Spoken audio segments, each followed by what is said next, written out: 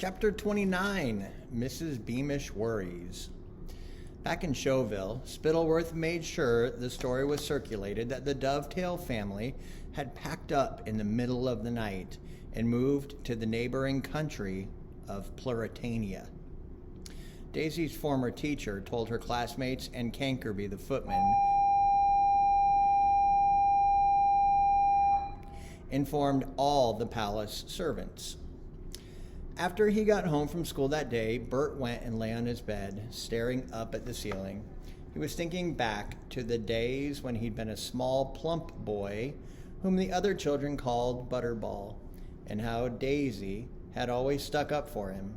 He remembered their long-ago fight in the palace courtyard and the expression on Daisy's face when he'd accidentally knocked her hopes of heaven to the ground on her birthday.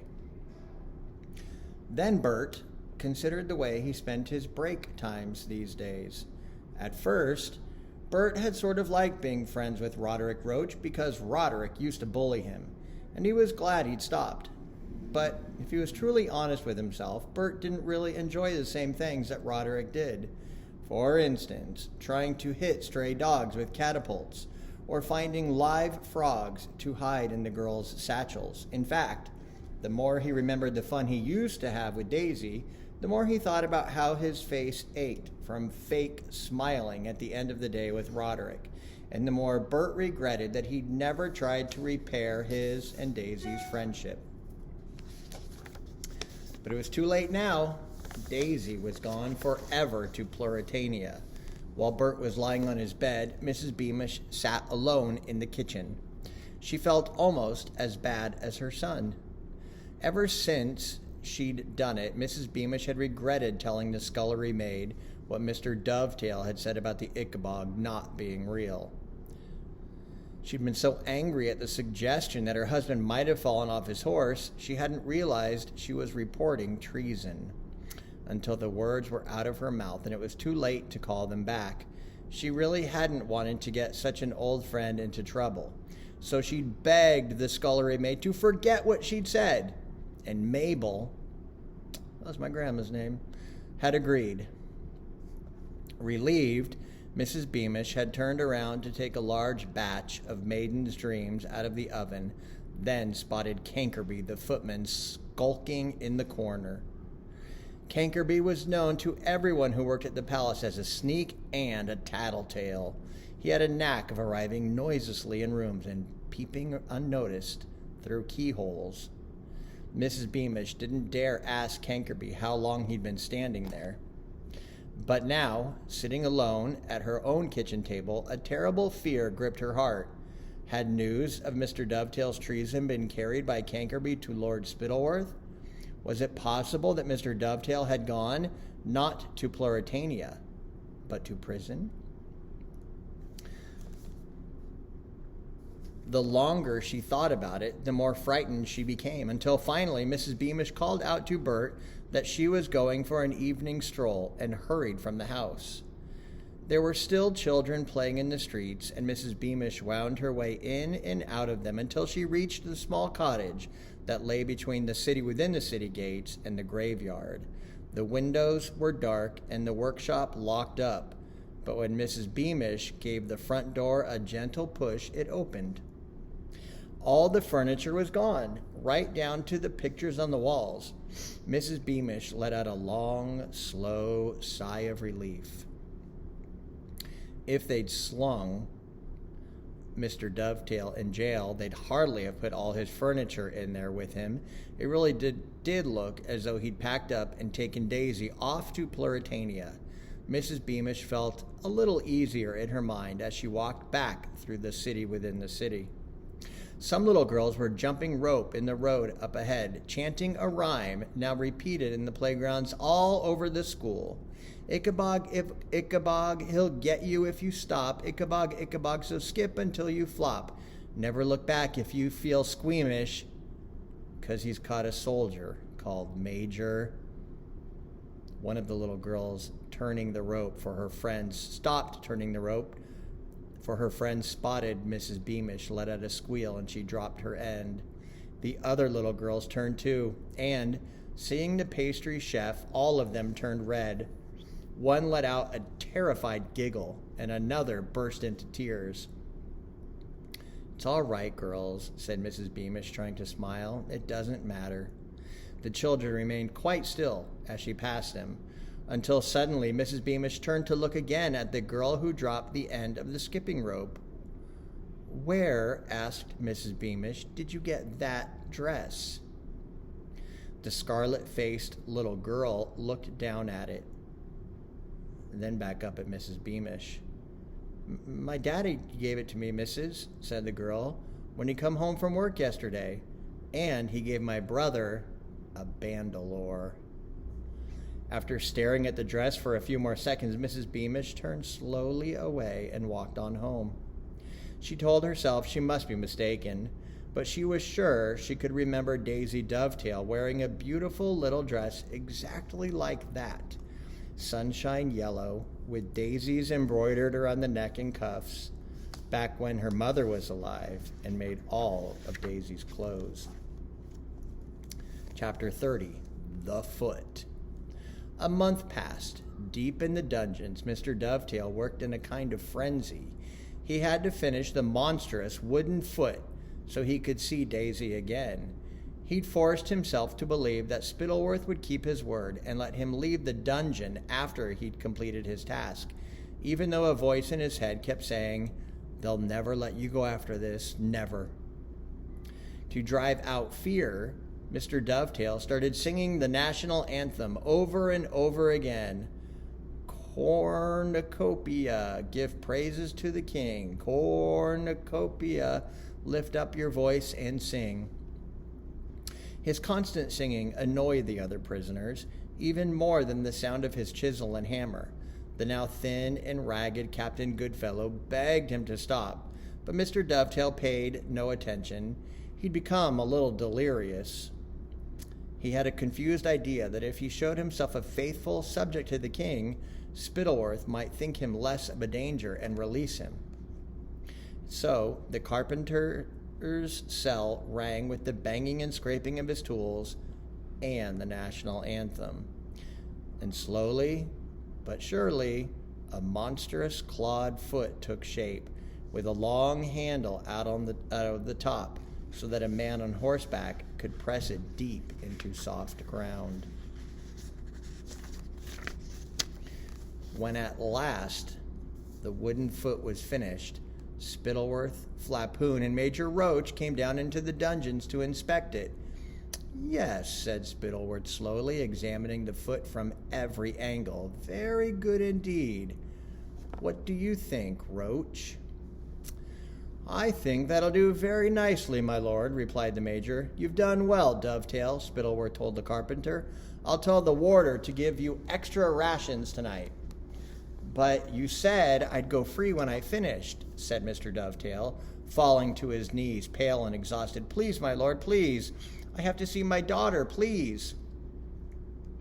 Mr. Dovetail reached for Lord Spittleworth's bony hand, but Spittleworth snatched it back. "Don't touch me, traitor. You should be grateful I didn't have you put to death. I may yet. This foot doesn't do the trick, so if I were you, I'd pray my plan works." Chapter 31, Disappearance of a Butcher. That night, under cover of darkness, a party of horsemen, dressed all in black, rode out from Showville, headed by Major Roach. Hidden beneath a large bit of sacking on a wagon in their midst was the gigantic wooden foot, with its carved scales and long, sharp claws. At last, they reached the outskirts of Barrentown. Now the riders, members of the Ickabog Defense Brigade, from whom Spittleworth had chosen for the job, slipped from their horses and covered the animals' hooves with sacking to muffle the noise and the shape of their prints. Then they lifted the giant foot off the wagon, remounted, and carried it between them to the house where Tubby Tenderloin, the butcher, lived with his wife, which was luckily a little distance from its neighbors. Several of the soldiers now tied up their horses, stole up to Tubby's back door, and forced entry, while the rest pressed the giant foot into the mud around his back gate. 5 minutes after the soldiers arrived, they carried Tubby and his wife, who had no children, out of their house, bound and gagged, then threw them onto the wagon. I may as well tell you now that Tubby and his wife were about to be killed, their bodies buried in the woods, in exactly the way Private Prod had been supposed to dispose of Daisy. Spittleworth only kept alive those people for whom he had a use. Mr. Dovetail might need to repair the Ickabog foot if it got damaged, and Captain Goodfellow and his friends might need to be dragged out again someday to repeat their lies about the Ickabog. Spittleworth couldn't imagine ever needing a treasonous sausage maker, though, so he'd ordered his murder. As for poor Mrs. Tenderloin, Spittleworth barely considered her at all, but I'd like you to know that she was a very kind person who babysat her friends' children and sang in the local choir.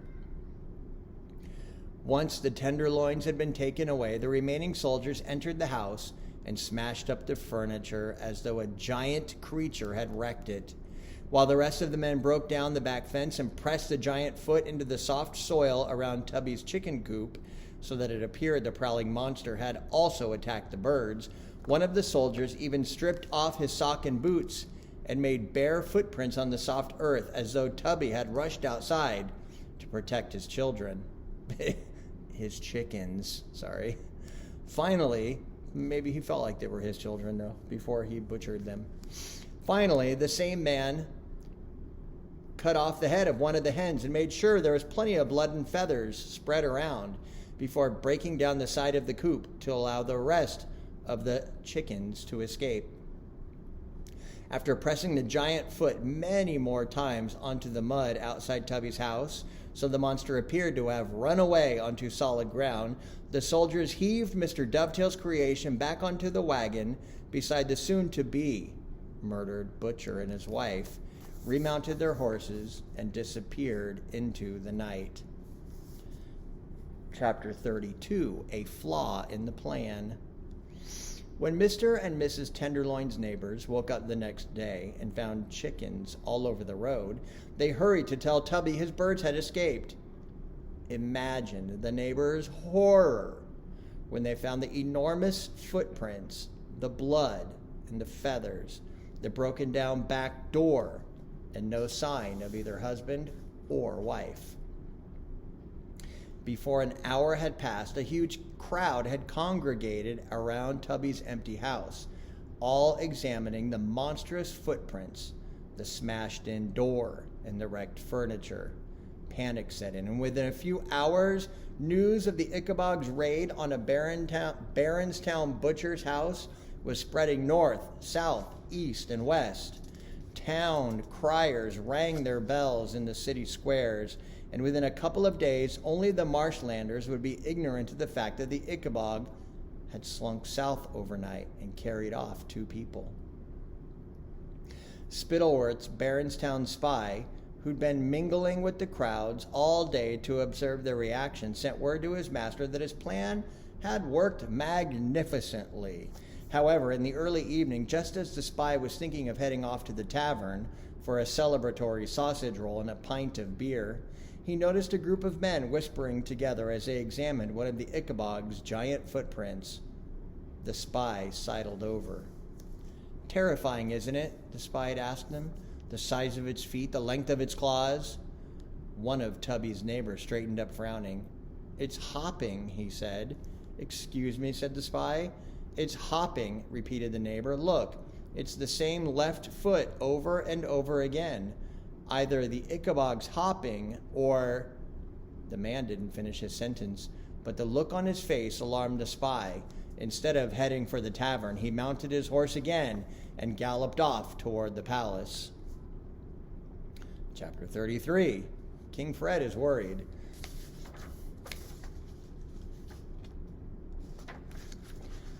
Little knowing of the new threat to their schemes, Spittleworth and Flapoon had just sat down to one of their usual sumptuous late-night dinners with the king. Fred was most alarmed to hear of the Ickabog's attack on Barronstown because it meant that the monster had strayed closer to the palace than ever before. Ghastly business, said Flapoon, lifting an entire black pudding onto his plate. Shocking, really, said Spittleworth, carving himself a slice of pheasant. What I don't understand, fretted Fred, is how it slipped through the blockade.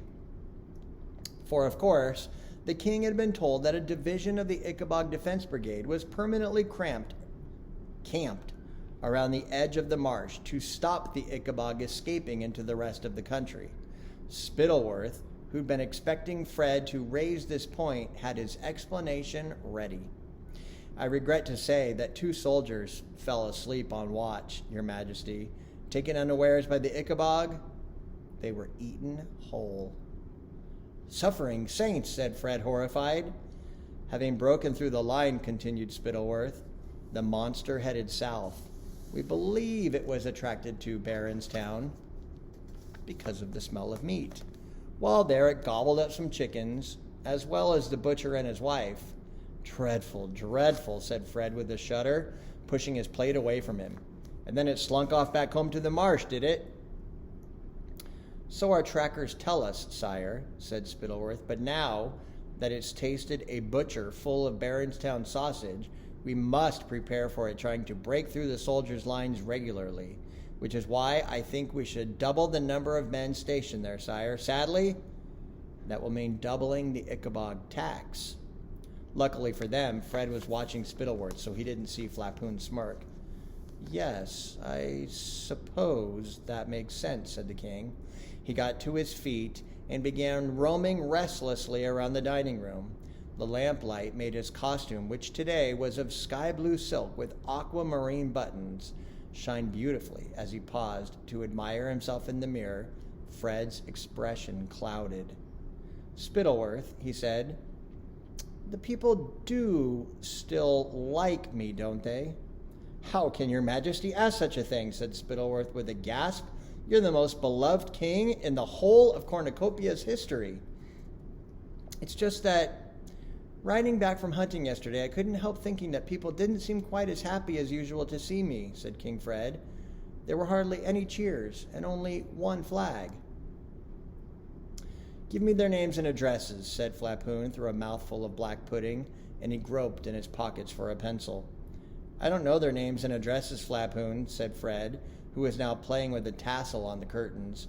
They were just people, passing by. But it upset me, rather. And then, when I got back to the palace, I heard that the day of petition has been canceled. Ah, said Spittleworth, yes, I was going to explain that to your majesty. There's no need, said Fred.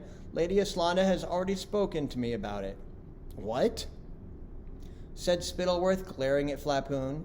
He'd given his friend strict instructions never to let Lady Aslanda near the king because he was worried what she might tell him. Flapoon scowled and shrugged. Really, Spittleworth couldn't expect him to be at the king's side every minute of the day. A man needed to use the bathroom occasionally, after all. Lady Aslanda told me that people are complaining that the Ickabog tax is too high. She says rumors are flying that there aren't even any troops stationed in the north. Piffle and poppycock, said Spittleworth, though, in fact, it was perfectly true that there were no troops stationed in the north, and also true that there had been even more complaints about the Ickabog tax, which was why he canceled the day of petition. The last thing he wanted was for Fred to hear that he was losing popularity. He might take it into his foolish head to lower the taxes, or, even worse, send people to investigate the imaginary camp in the north. There are times, obviously, when 2 regiments swap over, said Spittleworth, thinking that he'd have to station some soldiers near the marsh now to stop busybodies asking questions. Possibly some foolish marshlander saw a regiment riding away and imagined that there was nobody left up there. Why don't we triple the Ickabog tax, sire? Asked Spittleworth, thinking that this would serve the complainers right. After all, the monster did break through the lines last night. There can never again be any danger of a scarcity of men on the edge of the marshlands, and everyone will be happy. I know I would be happy if my taxes were tripled. I would love it.